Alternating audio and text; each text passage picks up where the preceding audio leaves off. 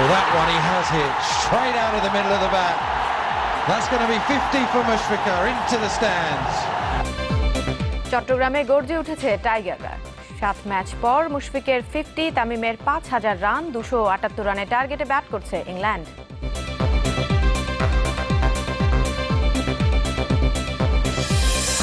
নিহত জঙ্গিদের পরিচয় খুঁজতে গিয়ে নাজেহাল অবস্থায় আইন শৃঙ্খলা বাহিনী, 5 জন শনাক্ত হলেও বাকিদের নিয়ে বিভ্রান্তি। নানা আয়োজনে পবিত্র আশুরা পালন, সব শঙ্কা উড়িয়ে দিয়ে শিয়া সম্প্রদায়ের তাজিয়া মিছিলে হাজারো মানুষের ঢল।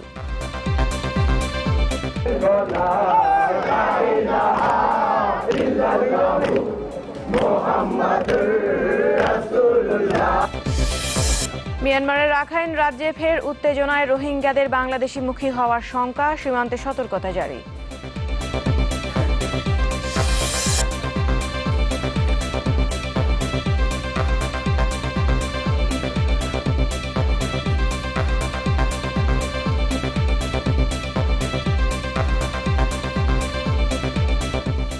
আমন্ত্রণ নিউজ 24-এ আপনাদের সাথে আছি আমি সাবিহা নিগার দৃষ্টি এবং আমি মনজুর আল মতিন। আরএফএল ওয়াটার পাম্প, পানি দেবে টেনশন নয়। বাংলাদেশ ইংল্যান্ড সিরিজ, চট্টগ্রামে স্বরূপে ফিরেছেন মুশফিকুর রহিম। 278 রানের চ্যালেঞ্জিং টার্গেট দিয়েছে বাংলাদেশ। ইংল্যান্ডের সংগ্রহ বিনা উইকেটে 17 রান। টানা তৃতীয় ওয়ানডেতে টস জেতে ইংল্যান্ড, ব্যাট করতে নেমে দলকে দারুণ শুরু এনে দেন তামিম ইকবাল আর ইমরুল কায়েস। 80 রানের জুটি গড়েন দুজন মিলে। শুরুটা দারুণ হলেও বড় ইনিংস করতে পারেননি কেউ। তামিম 45, ইমরুল 46, 26, 49 রানে আউট হন। তবে শেষ পর্যন্ত টিকে থেকে মুশফিকুর রহিম তুলে নেন 23তম 50। 7 ওয়ানডে পর পেলেন হাফ সেঞ্চুরির দেখা। মোসাদ্দেক হোসেনকে নিয়ে 7ম উইকেটে 85 রানের অবিচ্ছিন্ন জুটি গড়েন। বাংলাদেশ থামে 6 উইকেটে 277 রানে। মুশফিক 67 আর মোসাদ্দেক অপরাজিত থাকেন 38 রানে। Leg spinner Adil Rashid 4 wicket নিয়েছেন।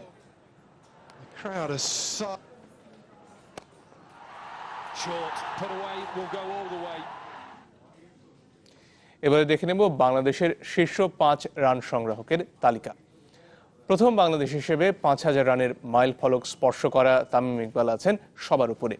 এ বাঁহাতি ম্যাচ খেলেছেন 159টি, সবচেয়ে বেশি 7 সেঞ্চুরিও তামিমের ঝুলিতে। 2 নম্বরে সাকিব আল হাসান, প্রায় 35 গড়ে 155 ম্যাচে 4566 রান এই অলরাউন্ডারের। তৃতীয় স্থানে মুশফিকুর রহিম, এই সিরিজেই 4000 রানের দেখা পেয়েছেন টেস্ট অধিনায়ক। পরের অবস্থানগুলোতে 3468 রান নিয়ে মোহাম্মদ আশরাফুল চতুর্থ, আর 2854 রান নিয়ে মাহমুদুল্লাহ রিয়াদ আছেন 5ম স্থানে।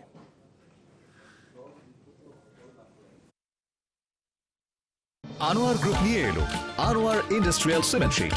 জং পড়ে না, ক্ষয় হয় না। Anwar industrial cement sheet, durable roofing solutions. প্রধানমন্ত্রী শেখ হাসিনা বলেছেন, এতিমদের টাকা আত্মসাৎ করে এখন আদালতে যেতে ভয় পান খালেদা জিয়া। মামলা মিথ্যা হলে আইনি লড়াই চালিয়ে নিজেকে নির্দোষ প্রমাণের আহ্বান জানান তিনি। গণভবনে জাতীয় শ্রমিক লীগের প্রতিষ্ঠা বার্ষিকী উপলক্ষে আয়োজিত একটি অনুষ্ঠানে এসব কথা বলেন প্রধানমন্ত্রী। জানান, খেটে খাওয়া মানুষের ভাগ্য বদলের জন্যই কাজ করছে তার সরকার। 1969 সালের 12 অক্টোবর বঙ্গবন্ধুর হাতে প্রতিষ্ঠিত হয় জাতীয় শ্রমিক লীগ। সংগঠনটির 47তম প্রতিষ্ঠা বার্ষিকী, এ উপলক্ষে প্রধানমন্ত্রীর সরকারি বাসভবন গণভবনে যান নেতাকর্মীরা। কুশল বিনিময় করেন প্রধানমন্ত্রীর সাথে। এ সময় প্রধানমন্ত্রী বলেন, আওয়ামী লীগ শ্রমিকদের স্বার্থ দেখে, তাই বেসরকারি ও অনানুষ্ঠানিক খাতে আরো বেশি করে শ্রমিক স্বার্থ সংরক্ষণের তাগিদ দেন তিনি। আজকালকার যুগে তো আর সরকারিভাবে সব শিল্প কলকারখানা গড়ে ওঠে না, বেশিরভাগই এখন বেসরকারি খাতটাই বেশি। আর সেই সাথে সাথে অনানুষ্ঠানিক খাতও অনেক আছে। ওই শ্রেণীর যে শ্রমিকরা, তাদেরও কল্যাণের জন্য, তাদের জন্য অন্তত এই কল্যাণের দিকটা দেখার জন্য সে সংগঠনগুলি গড়ে তোলা দরকার। আর এখন প্রধানমন্ত্রীর অভিযোগ, ক্ষমতায় থাকাকালে শ্রমিকদের বিভিন্ন দাবি পূরণে ব্যর্থ হয়েছে বিএনপি। দলটির চেয়ারপারসন খালেদা জিয়ার প্রসঙ্গ টেনে তিনি বলেন, অপরাধ করেছেন বলেই এখন আদালতে যেতে ভয় পান তিনি। মামলা মিথ্যা না মামলা সত্য সেটা কোর্টে গেলে না বোঝা যাবে। মামলা কন্টেস্ট করতে চান না, কোর্টেই যেতে চান না, কোর্ট থেকে পালান, চোরের মন পুলিশ পুলিশ সেটা বলে সেটাই। তা আর যদি সাহস থাকতো, বুকে যদি বল থাকতো যে না আমি এই অন্যায় করি নাই, তাহলে নিশ্চয়ই যেত। আমার বিরুদ্ধে যখন মামলা, বিশ্বের সাথে তাল মিলিয়ে শ্রমিকদের উন্নত প্রশিক্ষণের প্রয়োজনীয়তা তুলে ধরেন শেখ হাসিনা। যথাযথ ট্রেনিং নিয়েই আমাদের দেশে এবং বিদেশে সব জায়গায় কাজ করবে, সেটাই আমরা চাই। সাদ্দিন শফিক, চ্যানেল 24, ঢাকা। একজনের নামে দুটি জাতীয় পরিচয়পত্র, আরেকজনের ড্রাইভিং লাইসেন্স দুটি। পাসপোর্টের ঠিকানার সাথে নেই বাস্তবের মিল। গাজীপুর, টাঙ্গাইল আর সাভারে নিহত জঙ্গিদের পরিচয় খুঁজতে গিয়ে এমনই বেকায়দায় পড়েছে আইন শৃঙ্খলা বাহিনী। অভিযানের পর 5 দিনে এখনো পর্যন্ত নিশ্চিত হওয়া গেছে 5 জনের পরিচয়। বাকিদের ব্যাপারে জোর চেষ্টা চালাচ্ছে র্যাব আর পুলিশ। এবং নব্য জেএমবির কথিত অর্থদাতা আব্দুর রহমান ওরফে নাজমুল হোসেনের ব্যাপারেও এখনো কোনো নিশ্চিত তথ্য নেই র্যাবের কাছে, জানাচ্ছেন রাশেদ নিজাম। ইব্রাহিম বিন আজিম গেল বছর জুনে অংশ নেন একটি বেসরকারি টেলিভিশনে ইসলামী সঙ্গীত প্রতিযোগিতায়। গাজীপুরের পাতারটেকে কাউন্টার টেরোরিজম ইউনিটের অভিযানে নিহত 7 জনের একজন সে। পুরান ঢাকার মোগলটুলির ইলেকট্রনিক্স পণ্যের ব্যবসায়ী আজিমুদ্দিনের 5 ছেলের তৃতীয় জন ইব্রাহিম পড়তো যাত্রাবাড়ির মোহাম্মদী আরাবিয়া মাদ্রাসার কওমি শাখায়। তামিলুল মিল্লাত মাদ্রাসার টঙ্গী শাখারও ছাত্র ছিল সে। গত 8ই আগস্ট নিখোঁজ হয় নিজ বাসা থেকে। সাধারণ ডায়েরি থেকে শুরু করে পত্রিকায় বিজ্ঞাপন কোনো কিছুই বাদ দেয়নি পরিবার। ধর্ণা দিয়েছে র্যাব পুলিশের কাছেও।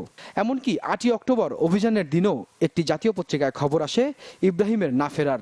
অনেকে 14 বছরের ছেলেকে হাতে ধরে স্কুলে নিয়ে যায়। আমি দেখি এই সমস্ত বাচ্চাদেরকে যারা বিভ্রান্ত করছে, আমি জাতির কাছে, আমি প্রশাসনের কাছে তাদের বিচার চাই, তাদেরকে খুঁজে বের করার জন্য যাতে মেহনত করে।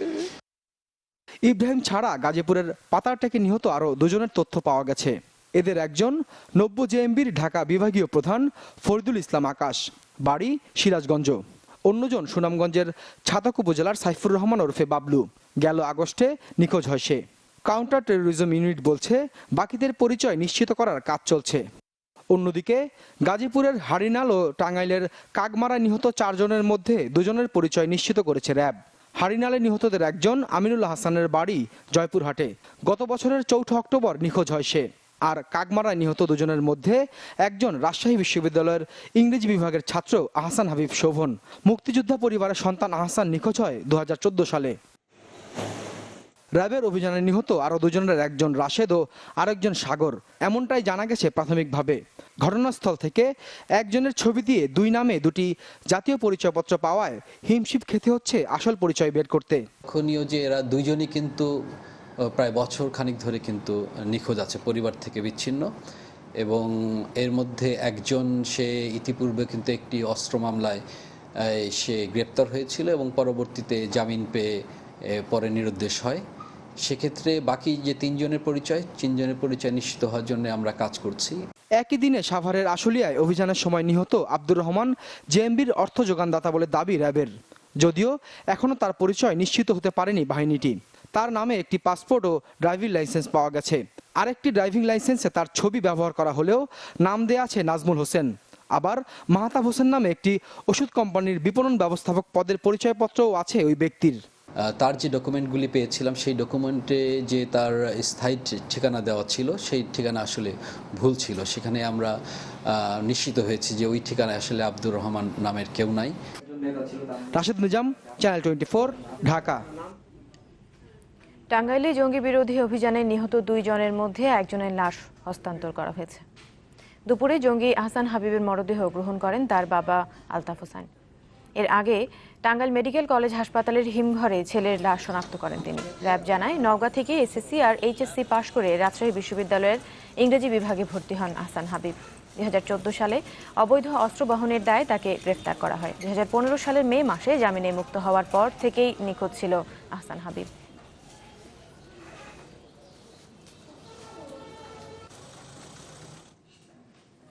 জঙ্গিরা কোনো ধর্মে বিশ্বাস করে না। তাদের একটাই উদ্দেশ্য নাশকতার মাধ্যমে দেশে অস্থিতিশীল পরিস্থিতি সৃষ্টি করা।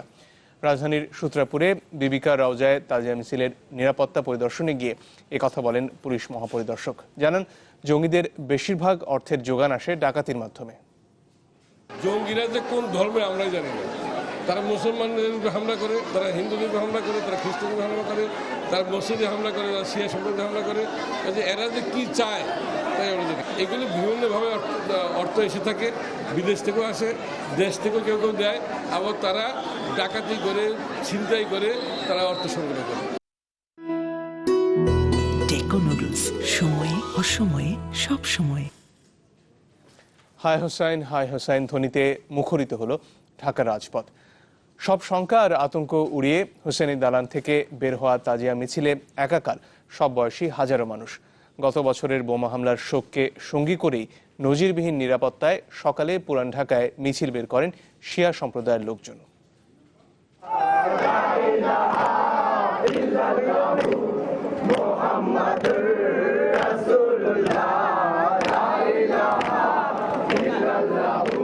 বুক চাপড়ে শোকের মাতম, ইয়া হোসাইন ইয়া হোসাইন।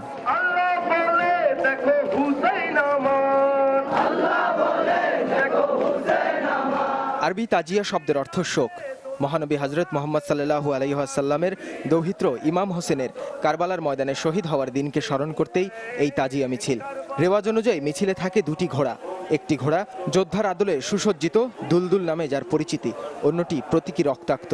তার পেছনেই থাকে ইমাম হোসাইনের সমাধির প্রতিকৃতি। পুরো মিছিল যেন হয়ে ওঠে কারবালা ময়দানের প্রতীক। হোসাইনি দালান ইমামবাড়া থেকে রীতি অনুযায়ী বের হয় মিছিল। থামে খানিক পরপরই শিয়া সম্প্রদায়ের লোকজন দুধ দিয়ে ধুইয়ে দেন ঘোড়ার পা। তবে নিরাপত্তার কারণে পুলিশের বিশেষ নির্দেশনা থাকায় এবার জিঞ্জির দিয়ে শোক প্রকাশ দেখা যায়নি। আজকে 10 তারিখ, এই আমাদের মা বাবা সবাই মানতি করছে ছোটবেলাতে, এই জন্য আমাদের মানতি করতে আসছে। যেটা আমরা মেনে যাব, এটা আমরা করে, এটা কইরা আমরা অনেক কিছু পাইছি।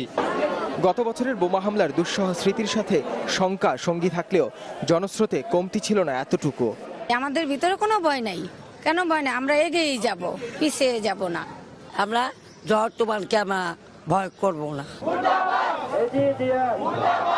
Urdu road, Azimpur, new market, science lab হয়ে জিগাতলায় গিয়ে শেষ হয় হাজারো মানুষের এই শোক যাত্রা। পুরো যাত্রায় নজিরবিহীন নিরাপত্তার চাদরে মোড়া ছিল মিছিল। গত বছরের যে অনাকাঙ্ক্ষিত ঘটনা, সেটা আমাদের পুরোপুরি আমাদের অভিজ্ঞতায় আছে এবং সেই দিক বিবেচনা করেই ব্যবস্থাটি নেওয়া হয়েছে। ব্যবস্থায় এক ধরনের পুলিশি ব্যবস্থা আছে। আপনি দেখতে পাচ্ছেন সর্বত্র পুলিশের অবস্থান বিরাজমান। গত বছর হোসাইনি দালানে বোমা হামলার ক্ষত এখনো শুকায়নি বটে, কিন্তু তা মোটেও প্রভাব ফেলতে পারেনি এবারের তাজিয়া মিছিলে। সব শঙ্কা আর আতঙ্ক স্রেফ তুড়ি মেরে উড়িয়ে দিয়েছে এই জনস্রোত। আরও একবার প্রমাণ করেছে যে ধর্মেরই হোক, যে সম্প্রদায়েরই হোক, কোনো দুর্বৃত্তের কালো থাবার কাছে মাথা নত করে না বাংলাদেশ। নাহিদ হোসেন, চ্যানেল 24, ঢাকা। ইমাম হোসেনের শাহাদাত স্মরণে বিশ্বের বিভিন্ন দেশে চলেছে শিয়া সম্প্রদায়ের তাজিয়া মিছিল সহ নানা অনুষ্ঠান। মধ্যপ্রাচ্য সহ বিভিন্ন দেশে শোকের মিছিলে সামিল হন হাজারো মানুষ। তবে আফগানিস্তানের কাবুলে তাজিয়া মিছিলের প্রস্তুতি নেওয়ার সময় বন্দুকধারীর হামলায় নিহত হন কমপক্ষে 14 জন আর আহত হয়েছেন 30 জন।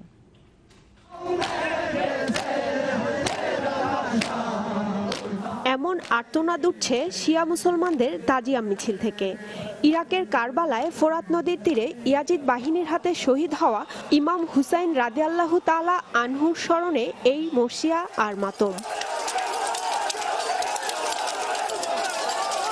দিনটি স্মরণে পাকিস্তানের ইসলামাবাদে বের করা হয় শোক মিছিল। নিজের শরীর থেকে রক্ত ঝরাতে ধারালো অস্ত্র আর পতাকা হাতে অংশ নেন নানা বয়সী হাজারো মানুষ। हुसैन एक नाम नहीं है, हुसैनियत एक शऊर है, एक फिक्र है। হোসেন শুধু একটি নাম নয়, এটি ভাবার বা চেতনার অংশ। আমাদের তার ও পরিবারের আত্মত্যাগের বিষয়ে ভাবা উচিত। তাহলেই আমরা বর্তমান ইয়াজিদকে পরাস্ত করে সকল সমস্যার সমাধান করতে পারবো। বাহার নিকল সকতে হ্যাঁ। শিয়া সম্প্রদায়ভুক্ত দেশ ইরানেও নানা আয়োজনে দিনটি পালিত হয়েছে। মিছিলে অংশ নেয়া মানুষের হাতে ছিল ব্যানার আর পতাকা। আজ আশুরার দিন। অন্য সব ইরানিদের মতো আমিও আমার সন্তানকে নিয়ে মিছিলে যোগ দিয়েছি। বিশ্বের অন্যান্য মুসলমানদের মতো আমরাও হোসেনের আত্মত্যাগের পথে থাকব। জীবনের শেষ দিন পর্যন্ত তার পথের অনুসারী থাকব। এদিকে মঙ্গলবার রাতে আফগানিস্তানের কাবুলে তাজিয়া মিছিলের প্রস্তুতিতে বন্দুকধারীর হামলায় হতাহতের ঘটনা ঘটে। শিরন গেটের সামনে আমি রুটি বিক্রি করছিলাম, সেখানে তাদের উপর এলোপাতাড়ি গুলি চালায় এক বন্দুকধারী। তার পরনে পুলিশের পোশাক ছিল। প্রথমে সে কয়েকটা গুলি চালায়, কেউ আহত হয়নি দেখে সে এক পুলিশকে লক্ষ্য করে আবারও গুলি চালায়। হিজরি 61 সালের এই দিনে ইয়াজিদ বাহিনীর হাতে শাহাদাত বরণ করেন মহানবীর দৌহিত্র হযরত ইমাম হুসাইন ও তার পরিবার। কারবালার প্রান্তরের সেই নৃশংসতা আজও কাঁদায় মুসলিম বিশ্বকে। রওনক জাহান, চ্যানেল 24। এক সপ্তাহের ব্যবধানে পুলিশ আর সেনাবাহিনীর উপর দুদফা হামলার ঘটনায় উত্তেজনা বিরাজ করছে মিয়ানমারের রাখাইন রাজ্যে। এতে শঙ্কা জেগেছে রোহিঙ্গাদের আবারও বাংলাদেশমুখী হবার। এমন অবস্থায় বিশেষজ্ঞরা বলছেন, নতুন এই পরিস্থিতি মোকাবেলায় কূটনৈতিকভাবে শক্ত অবস্থান গড়ে তুলতে হবে ঢাকাকে।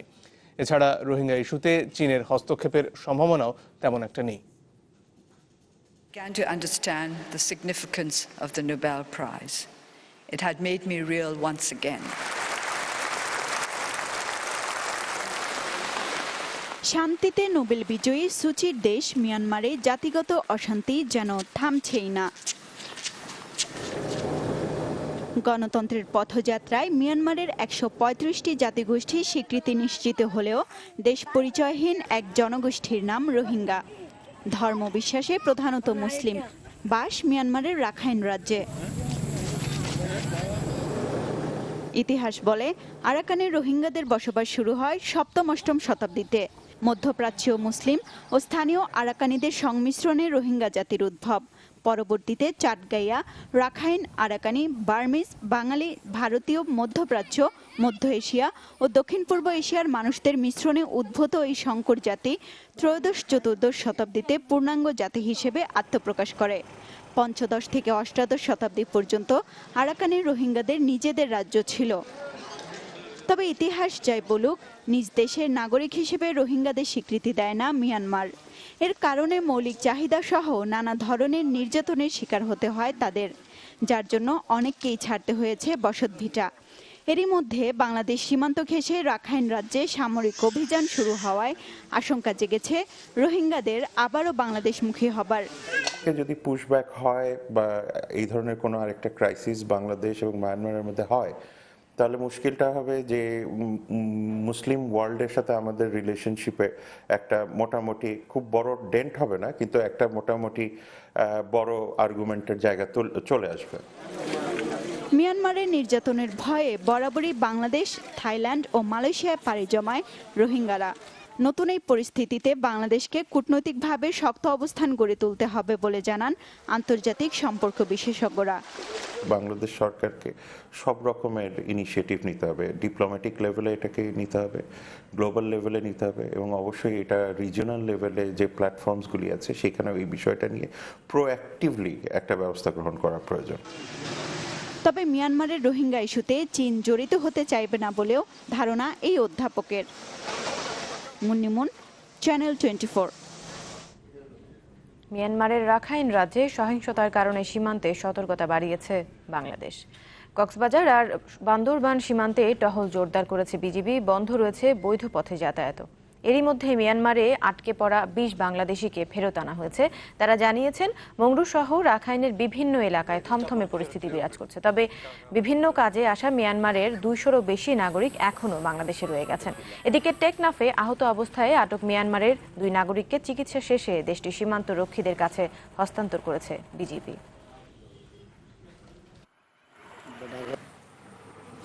কালকে ভোরে জাস্ট 7টার দিকে আমাদের হোটেলের জেনারেটর সহ সব ইলেকট্রিসিটি বন্ধ করে দিয়েছে। আমরা যখন জিজ্ঞেস করলাম, বলছে আজকে থেকে এখানে কারফিউ জারি হয়েছে, একটা গন্ডগোল হয়েছে, অনেকগুলো লোক মারা গেছে, সেই জন্য এখন আপনারা হোটেলের বাইরে যেতে পারবেন না। তো আমরা সেই হিসেবে আর হোটেলের বাইরে যাই নাই। তো এই দুদিন, এই গতকাল সকাল থেকে আমাদেরকে অনেক কষ্টে দিন যাপন করতে হয়েছে, কারণ আমরা কোনো ওখানে খাবারের দোকান থেকে আরম্ভ করে সব কিছু বন্ধ ছিল। দর্শক, শুরুতেই জানিয়েছি চলছে বাংলাদেশ ইংল্যান্ড তৃতীয় ওয়ানডে এবং এই মুহূর্তে ইংল্যান্ডের সংগ্রহ 47 রান বিনা উইকেটে। চট্টগ্রাম থেকে এবারে সরাসরি যোগ দিচ্ছেন সামিউল টিটু। টিটু, এই গ্রাউন্ডে 226-এর বেশি খুব সম্ভবত স্কোর টপকে যাওয়ার রেকর্ড নেই। মাত্র 2টো ম্যাচে 200-র বেশি স্কোর টপকে গেছে কোনো দল। এই সব মিলিয়ে কি অবস্থা মনে হচ্ছে? যথেষ্ট হয়েছে তো 278-এর টার্গেট? এবং স্পিনে কেমন ধরছে, উইকেটে স্পিন কেমন ধরছে? ইংলিশ স্পিনাররা তো বেশ ভালোই পেয়েছেন টার্ন। আপনি বলছিলেন যে যথেষ্ট হয়েছে কিনা 270 রান, আসলে যথেষ্ট হয়েছে কিনা তা আমরা কিছুটা অবাক হচ্ছি। আমরা দেখতে পেয়েছি যে এর আগে বললেন 226-এর বেশি কেউ টপকে যেতে পারেনি এখানে। আমরা গতকালও ধারণা করেছিলাম যে উইকেট হয়তোবা যদিও সেই ধরনের হয় স্লো অ্যান্ড লো বাউন্স, তাহলে হয়তোবা যে কোনো সফরকারী দলের জন্যই, যেমন চট্টগ্রামে খেলাটা অনেক কঠিন, এখানেও তাই হতে যাচ্ছিল। কিন্তু আমরা কিছুটা আনইউজুয়াল দেখছি এই সময়। বৃষ্টিটা যেমন চট্টগ্রামে খুব অপ্রত্যাশিত, তেমনই উইকেটের আজকে আচরণটাও। যদি আমরা দেখি যে বাংলাদেশ দল যখন ব্যাট করেছে, বল ব্যাটে কিন্তু ঠিকঠাক মতো আসছিল, কোনো একটা সমস্যা হয়নি খুব একটা ক্ষেত্রে বাংলাদেশের ব্যাটসম্যানদের। ইংল্যান্ডের ক্ষেত্রেও আমরা তেমনটাই দেখছি। যদিও এই উইকেটে কিছুটা দেখে শুনে বল খেলাটাই জরুরি, সেটা যদি কেউ কোনো দল করতে পারে তাহলে কিন্তু খুব ভালো একটা সেট ব্যাটসম্যানরা ভালো করে সাধারণত, এবং এখানে তাই হয়েছে। এবং ওপেনিং ব্যাটসম্যান হিসেবে এরা দুজন খুবই ভালো করছে, স্যাম বিলিংস এবং আমরা যেটা দেখতে পাচ্ছি জেমস ভিন্স। আজকে জেসন রয় নেই, তারপরও ইংল্যান্ডের ব্যাটিং লাইন আপটা কিন্তু ঠিক সেভাবেই সাজানো হয়েছে যে আমরা জানি স্যাম বিলিংস কিন্তু যে কোনো ধরনের বৃষ্টি হলে ডাকওয়ার্থ ক্রিজ পদ্ধতি যখন খুব বেশি প্রয়োজন হবে তখন কিন্তু তিনি প্রয়োজনের মুহূর্তে বেশ কার্যকরী সব শটস খেলতে পারেন, সেই ধারণাটা মাথায় রেখে। এবং আমরা দেখছি যে আনইউজুয়াল উইকেট বলে মাশরাফি এবং শফিউল প্রথমে বল করছেন, সাকিব নন, যেটা আমরা জানি স্লো বোলাররা খুব ভালো করেন এই উইকেটে। এবং সাকিব আল হাসান যেহেতু স্পিনিং অপশন আছে বাংলাদেশের, মোসাদ্দেক হোসেন সৈকত আছে, নাসির হোসেন আছে, এবং ভালো একটা স্পিনিং অপশন কিন্তু বাংলাদেশের অধিনায়ক মাশরাফির হাতে আছে, যারা কিনা ফ্রুটফুল হবে এই উইকেটে সেটা আমরা প্রত্যাশা করতে পারি। কেননা আপনি জানেন আদিল রশিদ আজকে 4টি উইকেট পেয়েছে এবং একটি পেয়েছে মঈন আলী, যদিও উইকেট বেশি না পেলেও বোলিং কিন্তু তিনি ভালো করেছেন। আমরা স্পিনাররা যে ট্রাম্প কার্ড হবে পরবর্তী অংশে আমরা সেটা দেখতে পারবো। শুরুটা ভালো মাশরাফি শফিউলের, কিন্তু স্যাম বিলিংস এবং জেমস ভিন্স তাদের জুটিটা ভাঙাটা খুবই জরুরি। পরের দিকে না হলে চ্যালেঞ্জ নেওয়াটা খুব একটা কঠিন হয়ে যাবে। এবং আমরা আশা করতে পারি যদি পুরনো উইকেটের আচরণ যেটা থাকে চট্টগ্রামে সেটা যদি আবারও করা শুরু করে যে কোনো সময়, বৃষ্টির কিন্তু কোনো সম্ভাবনা নেই, সেটা মাথায় রেখে যদি এগিয়ে চলতে পারে বাংলাদেশ তাহলে অবশ্যই ভালো করবে এই ম্যাচে। এবং মনে করি যে রানটা করেছে সেটা ডিফেন্ড করা সম্ভব। টিটু, ধন্যবাদ আপনাকে। দর্শক, চট্টগ্রাম থেকে যোগ দিয়েছিলেন সামিউল টিটু। একটা বিরতি, আর ফিরে আসার পর দেখবেন সরকারের নিষেধাজ্ঞা অমান্য করে মা ইলিশ ধরায় 4 জেলায় 28 জেলে সহ 29 জনের বিভিন্ন মেয়াদে সাজা, এক ব্যবসায়ীর জরিমানা।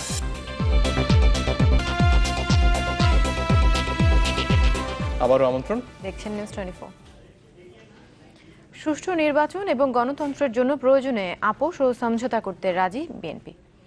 পবিত্র আশুরা উপলক্ষে নয়াপল্টনে কেন্দ্রীয় কার্যালয়ে দোয়া ও মিলাদ মাহফিলে এই কথা বলেন দলের ভাইস চেয়ারম্যান শামসুজ্জামান দুদু। এতে কাজ না হলে আবারও আন্দোলনে যাওয়ার হুঁশিয়ারি দেন তিনি। এ সময় চীনের প্রেসিডেন্ট শি জিনপিং এর ঢাকা সফরকে স্বাগত জানান বিএনপির এই নেতা। আলোচনা করতে চাচ্ছি, সমঝোতা করতে চাচ্ছি, আপোষও করতে চাচ্ছি, কিন্তু সেটা গণতন্ত্রের জন্য, স্বচ্ছ গ্রহণযোগ্য নির্বাচনের জন্য, শান্তিপূর্ণভাবে আমরা দাবি আদায়ের জন্য। কিন্তু এর বাইরের পথটা আমাদের জানা আছে এবং এটি কখন প্রয়োগ করতে হবে সেটাও আমরা জানি। যখন রাস্তায় নামে আন্দোলন করা প্রয়োজন পড়বে, দেশ নেত্রীর নেতৃত্বে পূর্বের মতো আবার বিএনপির নেতাকর্মীরা ঝাঁপিয়ে পড়বে। সরকারের নিষেধাজ্ঞা অমান্য করে মা ইলিশ ধরায় দেশের 4 জেলায় জেলে সহ 29 জনকে বিভিন্ন মেয়াদে কারাদণ্ড দিয়েছেন ভ্রাম্যমাণ আদালত।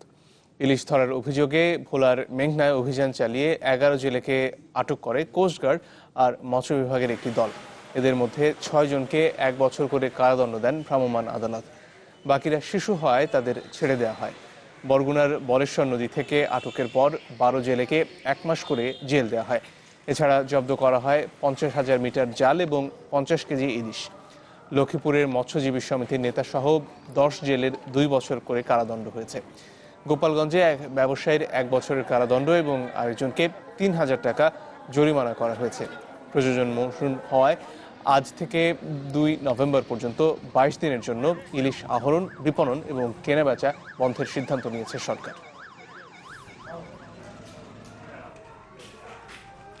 দু একদিন আগেও ইলিশ বেচাকেনায় জমজমাট থাকলেও এখনও রাজধানীর বাজারগুলো কিন্তু ইলিশ শূন্য। 12 অক্টোবর থেকে আগামী 2 নভেম্বর পর্যন্ত ইলিশ ধরা, মজুদ ও বেচাকেনায় সরকারি নিষেধাজ্ঞা থাকায় বাজারগুলোতে এমন চিত্র দেখা যাচ্ছে। এই ধরনের উদ্যোগকে ইতিবাচক বলছেন ক্রেতা বিক্রেতা উভয়ই। একদম 700, একদম 700, একদম 700। কদিন আগেও কারওয়ান বাজারের এই জায়গাগুলোতে ছিল ইলিশের ছড়াছড়ি। জাতীয় মাছ কেনাবেচায় জমে উঠেছিল বাজারগুলো। তবে সেই বাজারগুলোতে এখন সম্পূর্ণ ভিন্ন চিত্র। রাজধানীর বিভিন্ন বাজার ঘুরে কোথাও দেখা মেলেনি একটি ইলিশেরও।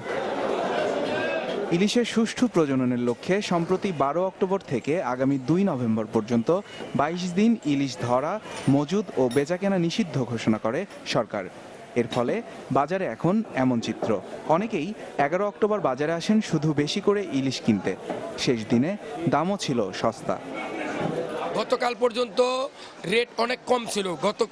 কালকে আমরা রাতের 10টা 11টা পর্যন্ত মাছ বিক্রি করছি, খুব কম রেটে মাছ বিক্রি করছি। 12 তারিখে বন্ধ, ইলিশ মাছ ধরতে হলে তো জরিমানা নেব। এগুলো কালকে সবাই ক্লিয়ার করে চালিয়েছে। ইলিশ বন্ধ হওয়ার কারণে মনে হয় এবার বা গতবার এত ইলিশ আমরা পাইছি, এবং বন্ধ হয়ে যদি ইলিশ বেশি হয় সেটা পজিটিভ। ইলিশের উৎপাদন বাড়াতে এমন উদ্যোগকে ইতিবাচক হিসেবেই দেখছেন ক্রেতারাও। তবে অনেকেই বলছেন ইলিশ না থাকায় বাজারে অন্যান্য মাছের দাম কিছুটা বেশি।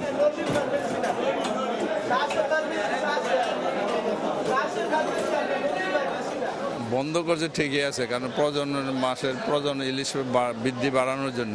কিন্তু আজকে ওই তুলনায় যেহেতু ইলিশ সস্তা ছিল, অন্যান্য মাছের দাম আজকে একটু বেশি কম্পারেটিভলি। আগে যেটা দেখাচ্ছে 120 টাকা কেজি পাওয়া যেত, আজকে সেটা 150 টাকা কেজি। আর তারা যেটা বলতেছে সেটাই রাখতেছে, যেহেতু মাছ নাই বাজারে। এটা আমাদের জন্য একটু বেশি কষ্টের হচ্ছে। সরকারের পক্ষ থেকে বলা হয়েছে এই নিষেধাজ্ঞা অমান্য করলে নেওয়া হবে কঠোর ব্যবস্থা। ইর্তিজা নাসিম সৌরভ, চ্যানেল 24, ঢাকা। মূলত প্রজনন নির্বিঘ্ন করতে এবং উৎপাদন বাড়াতেই ইলিশ আহরণে নিষেধাজ্ঞা জারি করা হয়েছে। তবে বিশেষজ্ঞদের মতে এই উদ্যোগে আরও বেশি সুফল মিলবে যদি ছোট ফাঁসের জাল ব্যবহার ঠেকানো যায়। আর তা সম্ভব হলে ইলিশের বর্তমান মোট বাজার মূল্য 15,000 কোটি টাকা ছাড়িয়ে যাবে শিগগিরই। বিশ্বে প্রায় 8 থেকে 10% ইলিশ উৎপাদন করে তৃতীয় স্থানে রয়েছে মিয়ানমার। দ্বিতীয় অবস্থানে থাকা ভারতে উৎপাদন হয় 10 থেকে 15%, আর সর্বোচ্চ 65% ইলিশের উৎপাদন হয় বাংলাদেশে। দেশের মোট মৎস্য উৎপাদনে ইলিশের অবদান প্রায় 10%। গেল প্রায় 30 বছরে এ খাতে সর্বোচ্চ প্রবৃদ্ধি প্রায় 30%। এবার তা আরও বাড়ার আশা করছে মৎস্য বিভাগ। কেননা নানা উদ্যোগের কারণে এবছর ইলিশের উৎপাদন হয়েছে আশাতীত, যার অন্যতম কারণ জাটকা নিধন রোধ আর প্রজনন মৌসুমে মাছ ধরা বন্ধ রাখা। 60 to 65% মাছ যদি ডিম পারতে পারে ওই পিক সিজনে, সেটা আসলে আমাদের যে স্টকের জন্য এটা যথেষ্ট বিজ্ঞানসম্মত একটা ব্যবস্থাপনা। এই সময় কিন্তু আমাদের ব্যাপক পরিমাণ ডিমওয়ালা মাছ আরও পরিপক্ক হবে এবং সে সময়ের ভিতরে সে ডিম পারতে সক্ষম হবে।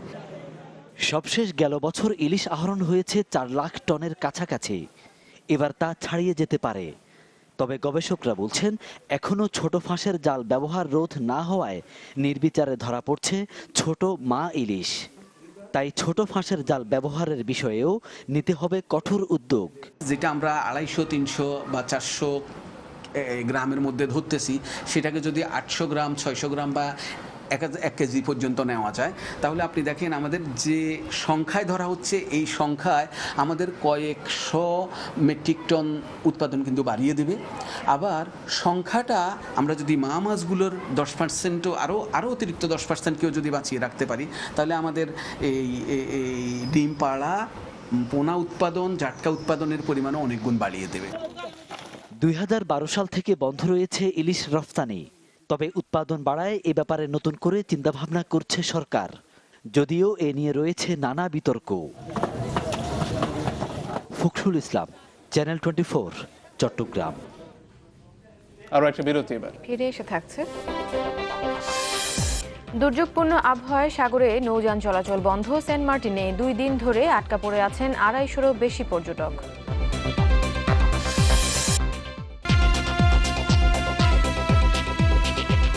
আবারও ফিরে এলাম, আপনারা দেখছেন নিউজ 24। খুলনার সবচেয়ে বড় বেসরকারি হাসপাতাল গাজী মেডিকেল কলেজ হাসপাতালকে 11 লাখ টাকা জরিমানা করেছে ভ্রাম্যমাণ আদালত। মেয়াদোত্তীর্ণ ওষুধ, রক্ত, রোগ নির্ণয়ের রিএজেন্ট এবং প্রেসক্রিপশন ছাড়া রোগীকে আইসিইউতে রেখে অর্থ বাণিজ্যের অভিযোগে এই জরিমানা করা হয়। র্যাব জানায় রোগীদের বিভিন্ন অভিযোগের ভিত্তিতে গাজী মেডিকেল কলেজ হাসপাতালে অভিযান চালায় তারা। এ সময় নিচতলার ফার্মেসি থেকে বিপুল পরিমাণ মেয়াদ উত্তীর্ণ ওষুধ জব্দ করা হয়। পরে 5তলার ল্যাবরেটরি থেকে জব্দ করা হয় মেয়াদ উত্তীর্ণ কয়েক ব্যাগ রক্ত আর রোগ নির্ণয়ের রিএজেন্ট কিট। এছাড়া ডাক্তারের প্রেসক্রিপশন ছাড়াই আইসিইউতে কয়েকজন। এসব অভিযোগে হাসপাতালটিকে 10 লাখ এবং ফার্মেসিকে 1 লাখ টাকা জরিমানা করা হয়। জরিমানার টাকা তাৎক্ষণিকভাবে দিতে না পারায় হাসপাতাল মালিক ডক্টর গাজী মিজানুর রহমান সহ 6 জনকে আটক করে নিয়ে যায় র্যাব।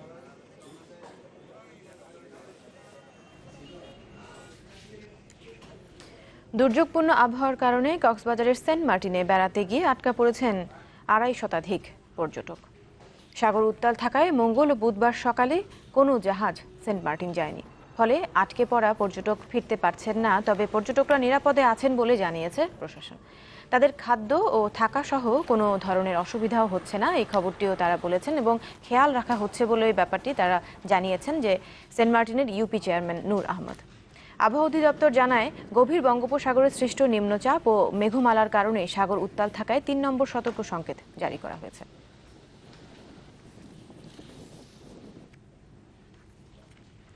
জিকা ভাইরাস প্রতিরোধে অন্যান্য দেশের মতো বাংলাদেশের সীমান্ত এলাকায় অনেক আগেই জারি করা হয় সতর্কতা। সম্প্রতি বিশ্ব স্বাস্থ্য সংস্থা WHO এর একটি প্রতিবেদনে বলা হয় জিকা ভাইরাস ছড়িয়েছে এশিয়ার 19টি দেশে। এরপর থেকে আরও নড়েচড়ে বসেছে প্রশাসন। প্রতিটি ইমিগ্রেশন পয়েন্টে নেওয়া হয়েছে বাড়তি নজরদারি। জিকা ভাইরাস মশাবাহিত রোগটির প্রাদুর্ভাব 1947 সালে উগান্ডার জিকা ফরেস্ট এলাকায়। শুরুতে সাধারণ ফ্লুর মতো হলেও পরে তা মহামারী আকার নেয়।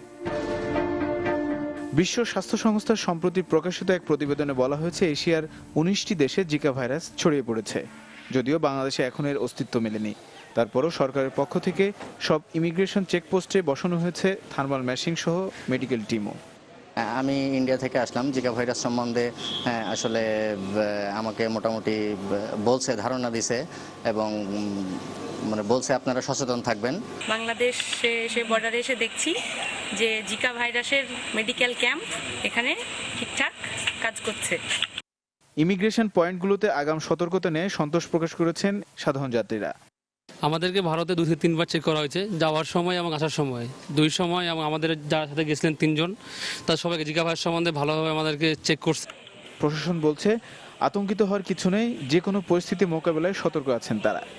ভারত থেকে যে সমস্ত যাত্রী আমাদের দেশে পাসপোর্ট নিয়ে আসে তাদের প্রথমে আমরা আমাদের যে ইমিগ্রেশনে কর্মরত স্বাস্থ্যকর্মী আছেন তাদের কাছে পাঠাই।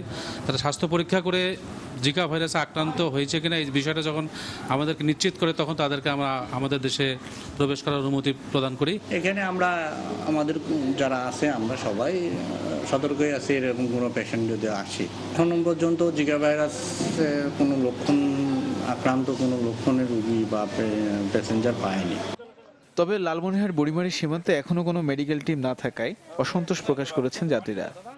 বর্ডার দিয়ে বাংলাদেশে প্রবেশ করলাম, কিন্তু এখানে সরকারের নির্দেশ অনুযায়ী এখানে কোনো শারীরিক পরীক্ষার কোনো ব্যবস্থা আমি দেখতে পেলাম না। চ্যাংরাবান্ধা বর্ডার দিয়ে বুড়িবাড়ি আসলাম, কিন্তু আমাদের কোনো রকম শারীরিক কোনো চেক আপ করা হয়নি।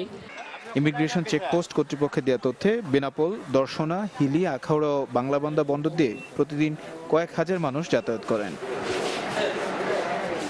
তানিম রহমান, চ্যানেল 24। সময় হলো আবারও বিরতি, আর ফিরে আসার পর দেখবেন জম্মু ও কাশ্মীরের পাম্পোরে অস্ত্রধারীদের সাথে নিরাপত্তা বাহিনীর টানা 60 ঘন্টা গোলাগুলি, 2 সন্দেহভাজন নিহত।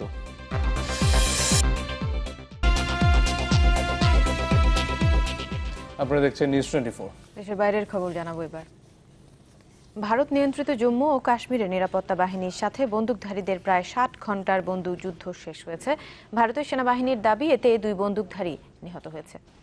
পাম্পোর এন্টারপ্রেনারশিপ ডেভেলপমেন্ট ইনস্টিটিউট ভবনে আরেক বন্দুকধারীর লুকিয়ে থাকার শঙ্কায় তল্লাশি চালায় তারা, তবে কাউকেই না পাওয়ায় অভিযান শেষ করা হয়। গত সোমবার ভোরে রাজধানী শ্রীনগর থেকে 15 কিলোমিটার দূরে ওই ভবনে প্রবেশ করে বন্দুকধারীরা। এরপর থেকেই আইনশৃঙ্খলা বাহিনীর সদস্যরা এর সামনে অবস্থান নেয়। অভিযানে 50টি রকেট, মেশিনগান ও গ্রেনেড ব্যবহার করে নিরাপত্তা বাহিনী।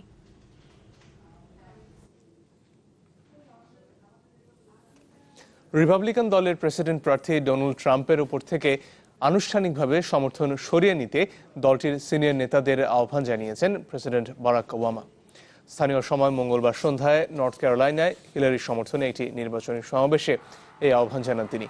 বলেন, রিপাবলিকান অনেক নেতার মুখে ট্রাম্পের প্রতি অস্বীকৃতি জানালেও সমর্থন দিয়ে যাচ্ছেন তার প্রেসিডেন্ট প্রার্থিতাকে।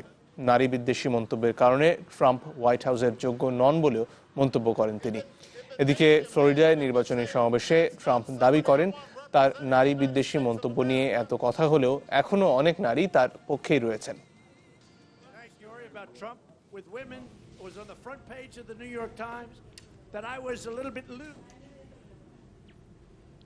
হারিকেন ম্যাথিউর প্রভাবে ব্যাপক বন্যা হচ্ছে যুক্তরাষ্ট্রের নর্থ ক্যারোলাইনা রাজ্যে। শনিবার ঝড় আঘাত হানার পর থেকে রাজ্যটির বেশ কিছু এলাকায় 30 সেন্টিমিটারেরও বেশি বৃষ্টি হয়েছে। ম্যাথিউর গভর্নর জানান, কিছু কিছু এলাকায় বন্যার পানি রেকর্ড উচ্চতায় পৌঁছেছে, যা আগামী 72 ঘন্টায় আরও মারাত্মক অবস্থায় যেতে পারে। বন্যা কবলিত এলাকা থেকে প্রায় 2000 জনকে উদ্ধার করা হয়েছে। আশ্রয় কেন্দ্রে নেওয়া হয়েছে প্রায় 4000 মানুষকে। নতুন করে যেসব স্থানে বন্যার পানি বাড়ছে সেখানেও বাসিন্দাদের আশ্রয় কেন্দ্রে যাওয়ার নির্দেশ দিয়েছে কর্তৃপক্ষ।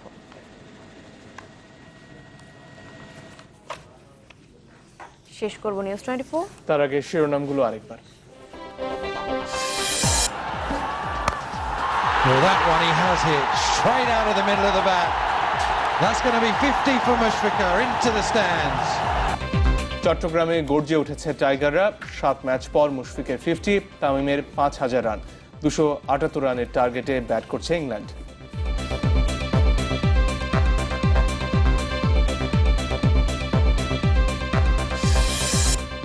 নিহত জঙ্গিদের পরিচয় খুঁজতে গিয়ে নাজেহাল অবস্থায় আইনশৃঙ্খলা বাহিনী, 5 জন শনাক্ত হলেও বাকিদের নিয়ে বিভ্রান্তি। নানা আয়োজনে পবিত্র আশুরা পালন, সব সংখ্যা উড়িয়ে দিয়ে শিয়া সম্প্রদায়ের তাজিয়া মিছিলে হাজারো মানুষের ঢল।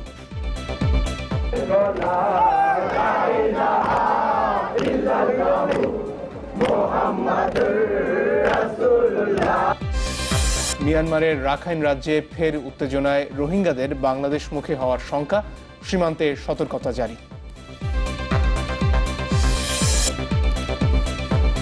এই ছিল নিউজ 24। ধন্যবাদ সবাইকে।